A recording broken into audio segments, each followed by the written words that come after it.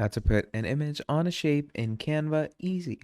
Hello everyone, welcome back to another video. In this video we're going to be quickly talking about how we're going to be able to put an image on a shape in Canva in the easiest, most simplest way possible. So to allow ourselves to do this, obviously we're just going to go into creating a design. I'm obviously going to go into some old design that I already made, okay? And let's say we have this random design that I want to add an image on.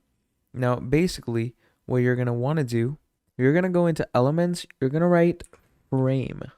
You're just going to write frame and you're going to enter that. And then it's going to start giving you frames of different shapes. So there's square, circle, rectangle, whatever you want. So let's say I want a circle frame. You're going to add this here. And then you're going to go into your uploads and upload any file that you want to add to this. So let's say I want a circular frame of, let's say, there's this picture over here. I want a circular frame of that. So look at that. Or, for better measure, let's say I want a circular frame of this. Or for even better measure, I want a circular frame of this. So look at that. That is how you can put an image on a shape in Canva in the easiest, most simplest way possible. Thank you for watching, and I'll see all of you next time. Goodbye.